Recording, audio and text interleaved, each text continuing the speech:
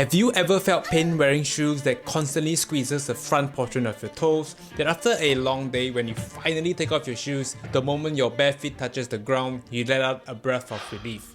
For the past few years, I've always felt that my everyday shoes have a rather narrow toe box. A toe box, by definition, is the section of footwear that surrounds the toe on closed-toed shoes. You see, normal or conventional shoes have many layers of cushion and foam to support our feet, and the design of these shoes normally have a narrow toe box, which could cause pain and discomfort for some people, and that some people is me. So after coming across barefoot shoes from the internet about how humans evolved from walking barefooted to wearing overly cushioned shoes, that conventional shoes are the reason why some of us are flat-footed, have weak ankles and poor feet stability. Today we'll be taking a look at Maxim's barefoot shoes, share a little bit about my journey wearing these barefoot shoes every day for close to 4 months straight, talk about the things that I like and dislike and my overall impression. With that being said, sit back, relax and enjoy the video.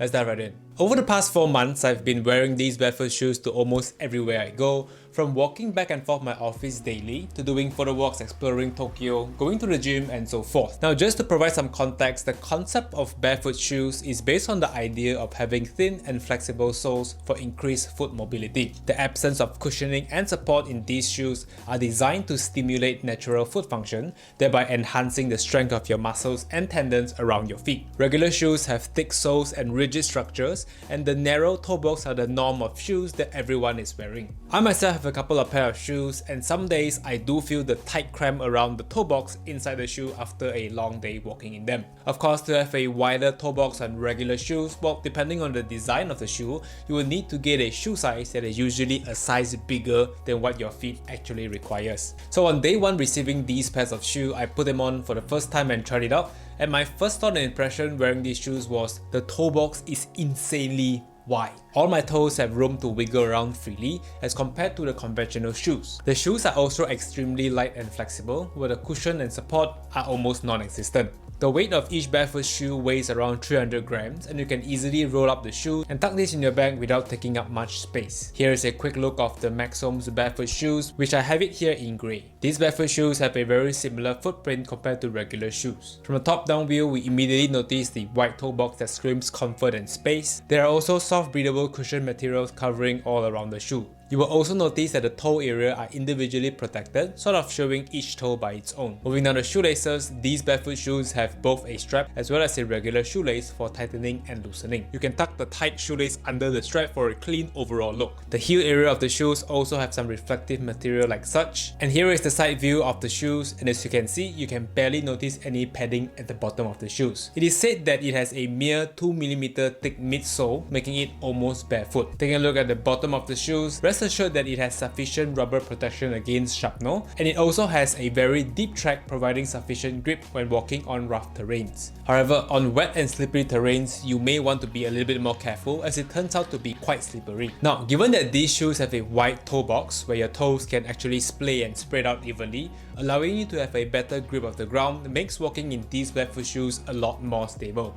And that's the overall look and features of these shoes. So it took a couple of days to get used to walking in these barefoot shoes, since the design of the shoes are very close to the ground, so you will take some time to get used to not being supported by any cushion or padding. I will occasionally get some small stones creeping into these barefoot shoes, but I'm not entirely sure if it's because of the way that I'm wearing my shoes being slightly on the looser end. On the build quality side of things, it has been close to 4 months since wearing these shoes. The insole has worn out faster than I initially anticipated, as you can see right here and here. I have since replaced it with a fresh insole and it is good to go. On the left side of the shoe, the folding section around the toe areas have also seemed to worn out a little. The base of both shoes also seem to be thinning out real quick, but the overall look on the shoes still feel fresh and new. So I will continue using these shoes until they finally give up and update you guys in a second video. So here are the few changes that I've noticed since wearing barefoot shoes. First is of course the comfort that I've gained from having a spacious toe box. My feet has never felt cramped at all after a full day of walking. Second, my ankle mobility seemed to have some improvement due to the zero drop design, where the base base of your feet is closer to the ground with close to minimal support.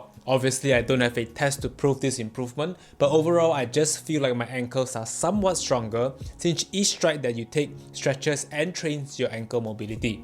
In case you didn't know, your feet is meant to have an arch with the heel firmly pointing to the ground, as most of your weight is distributed down your entire feet to the tendons under the area of the toe box supporting the other half of your weight. The arch is supposed to be present, and if they are not, it could mean that your shoes are doing all the work and you have never really developed the correct muscles to support your every stride. I have also noticed that my posture being more natural, given the barefoot shoes have a zero drop design, which means that your heels are actually flat on the floor, with your toes gripping the ground in the most natural way possible. Whereas shoes that have elevated cushions supporting your heels tend to make your knees bend a little forward, which then causes your entire upper body to sort of compensate for it. Now, to some of the things that I like and dislike about these barefoot shoes, I really like that these shoes are extremely comfortable to wear. It is lightweight and easy to carry around, and it's also easy to put it on.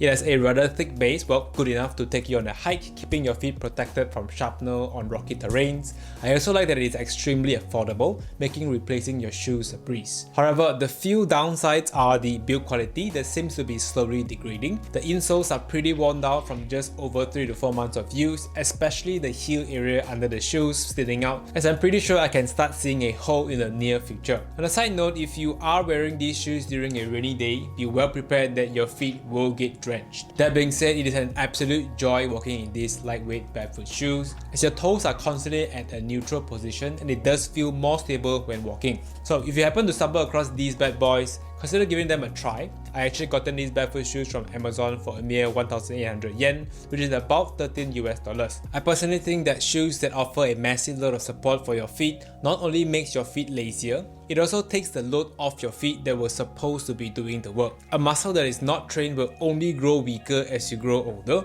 No amount of cushion and support can replace the benefit of actually putting in the effort of training them feet and ankle muscles. And that's basically it from me. I hope you guys found this video insightful. It's not my usual tech video, but I find value in this piece of purchase, and so I thought why not share it with you guys. If you have any questions, feel free to leave me a comment down below. I'll be sure to get back to you guys as soon as possible. As always, thank you all so much for tuning in. My name is Ken and I'll catch you all in the next video. Stay safe, peace out, and bye bye.